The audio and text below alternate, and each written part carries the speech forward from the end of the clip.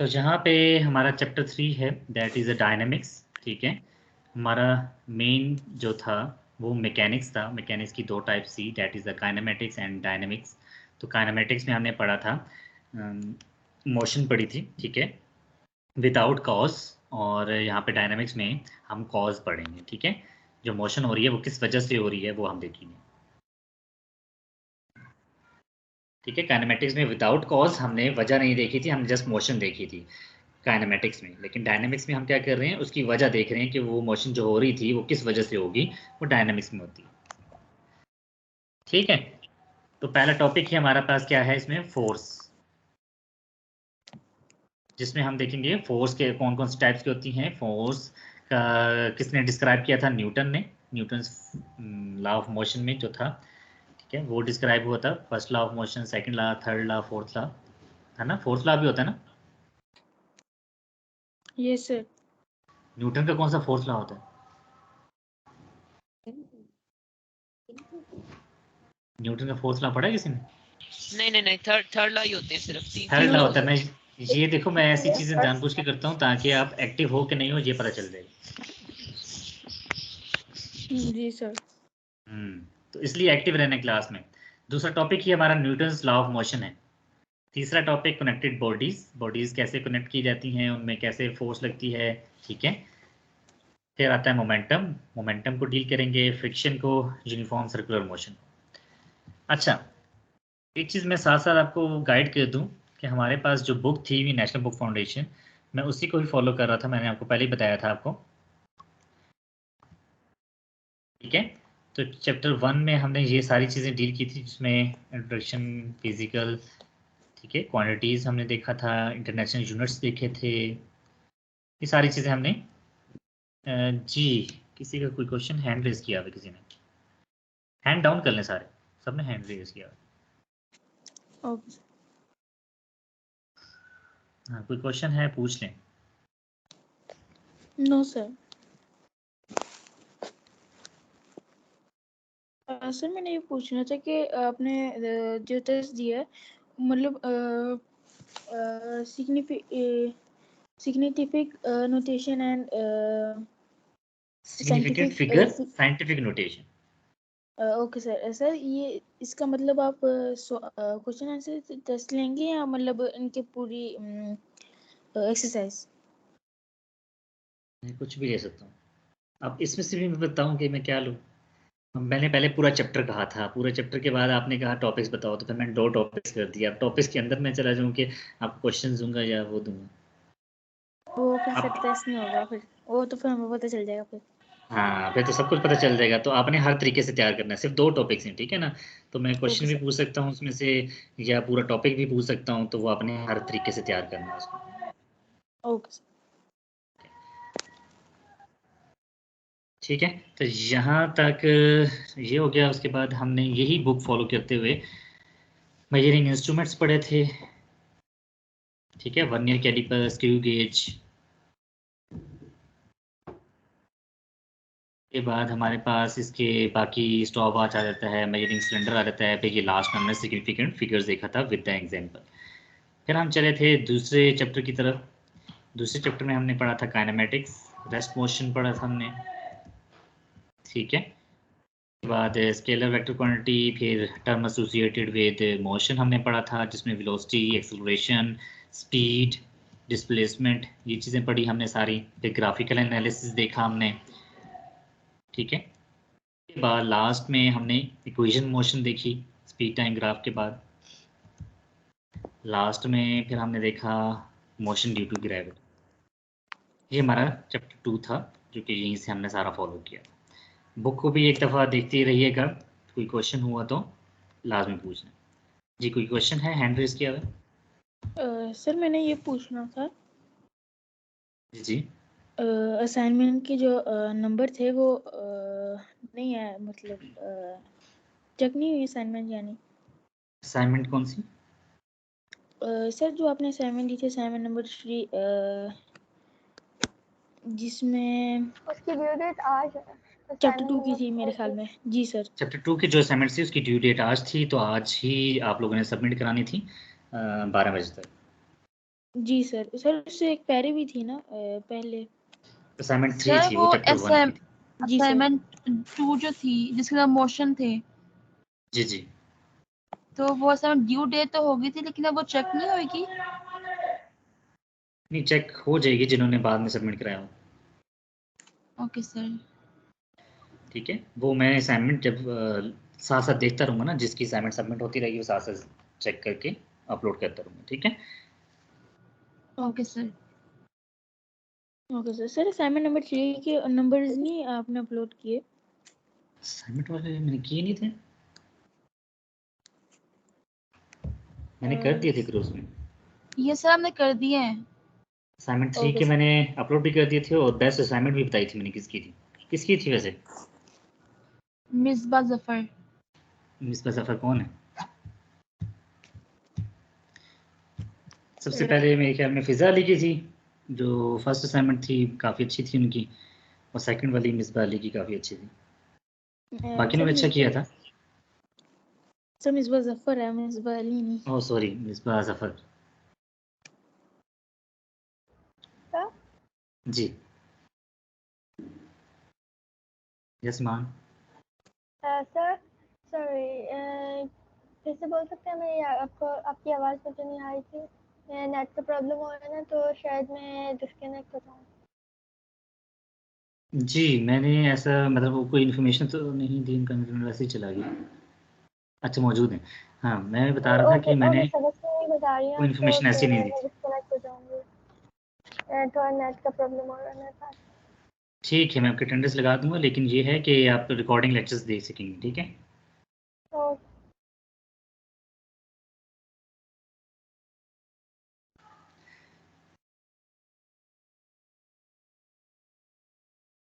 Sir जो अभी latest assignment upload हुई थी, असाइनमेंट नंबर 4 थी आई गेस, जी। उसके 5% से 7।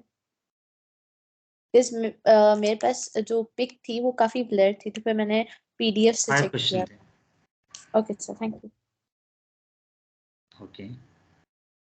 अच्छा, जी सलाउद्दीन, कोई question? No sir. Mohammad Saud, hand down करते जाएं जिनके कोई क्वेश्चन नहीं है। मोहम्मद रियान।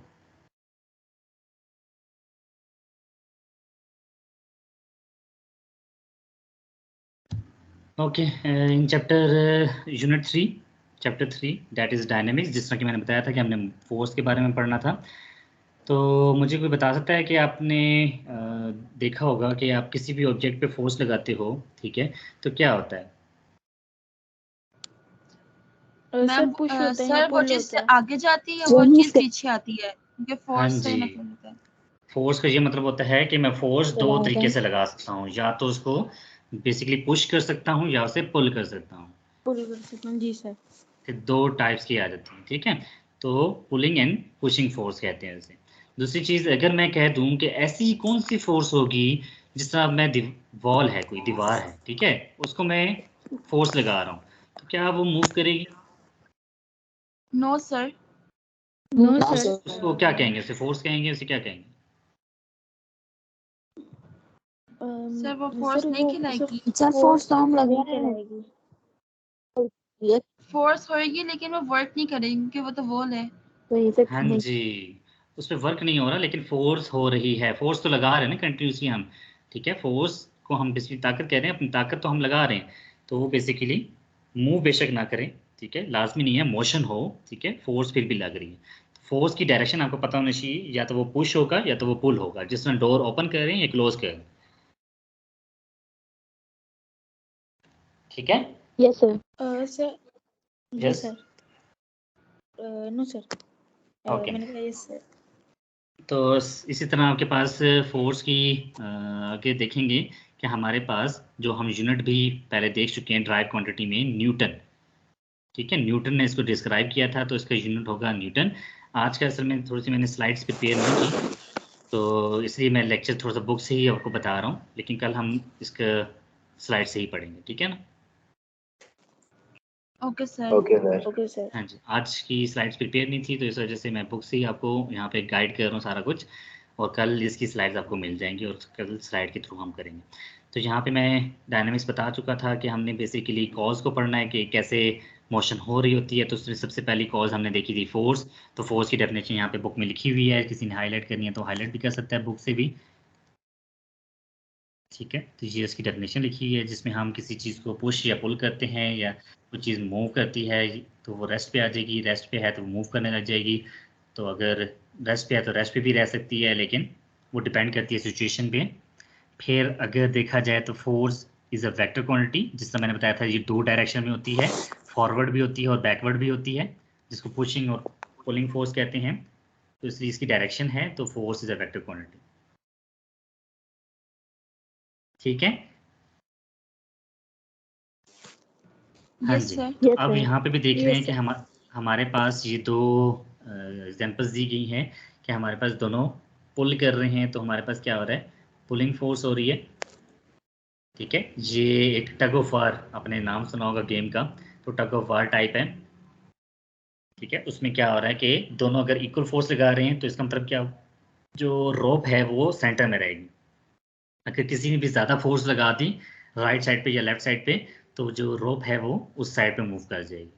तो अनबैलेंस कंडीशन कहते हैं उसे, okay sir. Yes, sir. Yes sir. ठीक है। तो आप देख सकते हैं ना कि आप एक बंदा, कोई भी बच्चा स्टूडेंट डोर ओपन कर रहा है और दूसरा क्लोज कर रहा है, तो जिसकी फोर्स ज़्यादा होगी तो वो कंडीशन फुलफिल हो जाएगी। जिस तरह अगर वो डोर जो क्लोज कर रहा है उसकी फोर्स ज़्यादा है तो वो डोर क्लोज हो जाएगा, जिसकी बेसिकली जो डोर ओपन कर रहा था उसकी फोर्स ज़्यादा है तो वो डोर ओपन हो जाएगा। और दोनों अगर इक्वल हैं तो उसको बैलेंस कहते हैं। वो बैलेंस पॉइंट है, ना डोर ओपन होगा ना क्लोज होगा। Okay sir. Okay, sir.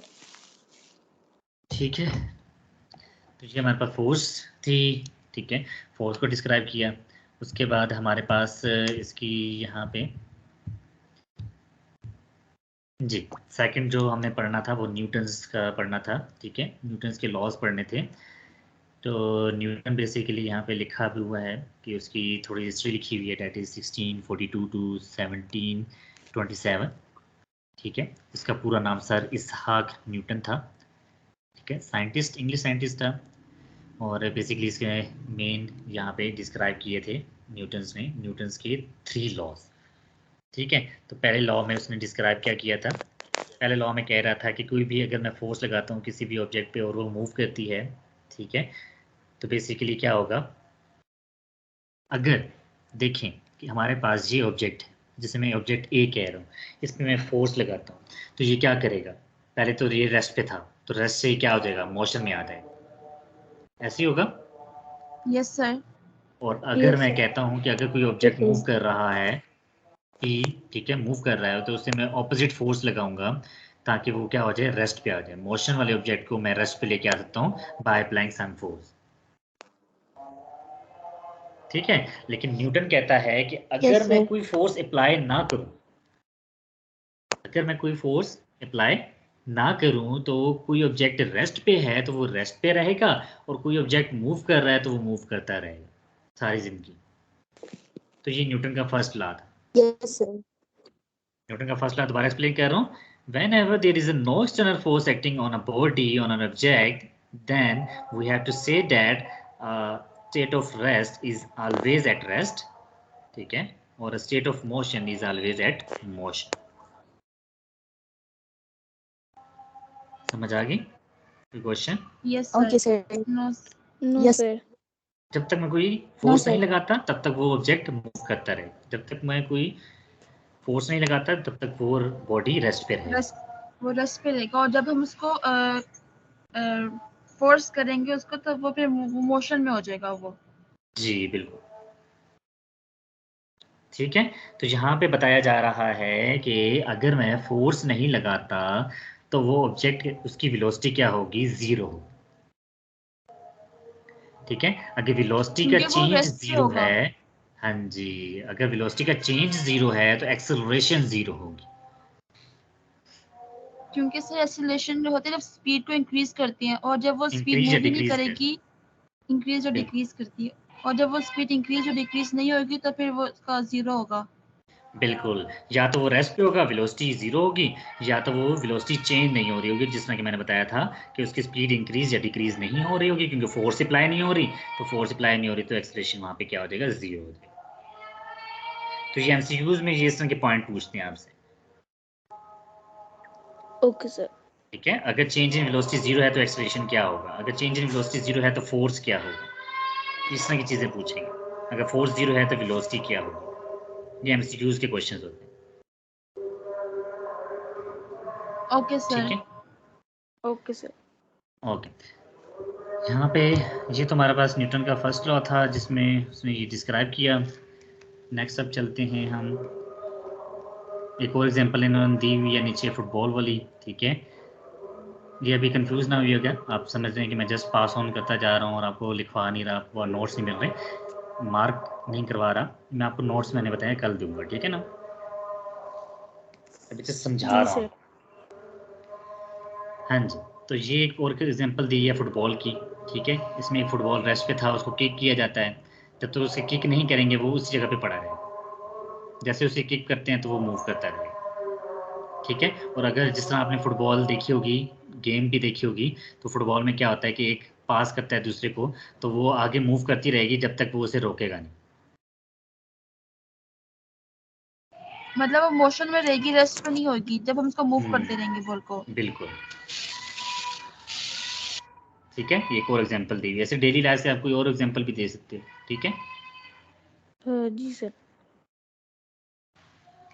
जी, यहाँ तक कोई क्वेश्चन है फर्स्ट लॉ में, कोई पूछना चाहे? No sir. अच्छा, yes, okay. Next one is हमारे पास जो नेक्स्ट एग्जांपल इन्होंने दी हुई है, जिस तरह यहाँ पे बस की एग्जांपल दी, तो ये डिफरेंट एग्जांपल के थ्रू आपको समझाने की कोशिश की है। ठीक है, ओके सर। ए वाली फिगर में, बस की ए वाली फिगर में क्या हो रहा है, स्पीड अप हो रही है, तो स्पीड अप हो रही है तो यहाँ पे हम कह सकते हैं कि ये न्यूटन फर्स्ट लॉ को फॉलो कर रहा है।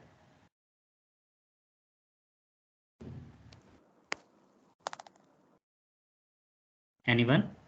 न्यूटन फर्स्ट लॉ क्या था, कोई चीज़ मूव कर रही है कांस्टेंट स्पीड से मूव करेगी, ये तो स्पीड अप हो रही है, क्या ये न्यूटन फर्स्ट लॉ को फॉलो करेगा? No no. सर। नहीं नहीं सर। नो नहीं सर। करेगा। इस तरह एग्जांपल से पूछ सकते हैं, आपको नो। डायग्राम शो करके पूछ सकता हूँ मैं, या कोई भी एग्जामिनर पूछ सकता है आपसे कि अगर स्पीडिंग अप हो रही है तो आप बता सकते हैं कि वो न्यूटन फर्स्ट लॉ को फॉलो करेगा या नहीं करेगा, तो आप कहोगे नहीं, ये क्योंकि स्पीड अप हो रही। ये जी सर। स्पीड अप ही तब होगी न्यूटन जब का फोर्स लग सेकंड रही लॉ हो। है, सेकंड लॉ है ये। जी बिल्कुल। बी फिगर में स्पीड डाउन हो रही है तब भी नहीं होगा। हम्म। ठीक है, या स्पीड अप हो रही है या स्पीड डाउन हो रही है, इन दोनों कंडीशन में हमारे पास क्या होगा, न्यूटन का फर्स्ट लॉ फॉलो नहीं किया जा रहा होगा। जी सर। ओके, नेक्स्ट वन यहाँ पे। अच्छा, ये वह कभी ट्राई किया अपने कप के ऊपर पेपर रखेंगे। ठीक है, स्ट्रेट पेपर होगा, हार्ड पेपर जो होता है, और उस पर क्या करेंगे, एक सिक्का दरम्यान में रख देंगे, कॉइन। ठीक है, और एकदम पेपर को रिलीज करेंगे तो जो कॉइन है वो रेस्ट पे था, तो वो रेस्ट पे ही रहता है, तो इसलिए फॉल डाउन हो जाता है। यस सर, मैंने यस ट्राई किया सर। था। ये आप एक दफ़ा घर में भी ट्राई कर सकते हैं। ठीक है, अगर हम जब पेपर को स्लोली पुल करें फिर। हाँ स्लोली पुल करेंगे तो वो फिर जो पेपर है वो कॉइन पे फोर्स लगाएगा, हम्म हम्म। तो इस वजह से फिर वो फर्स्ट लॉ को फॉलो नहीं करेंगे। फर्स्ट लॉ में क्या था, फोर्स नहीं लगनी चाहिए, तो फोर्स तब नहीं लगेगी जब हम पेपर को एकदम से सडनली उसको बैकअप करेंगे या उसको सडनली एक दफ़ा स्ट्रेच करेंगे, खींचेंगे। Okay sir.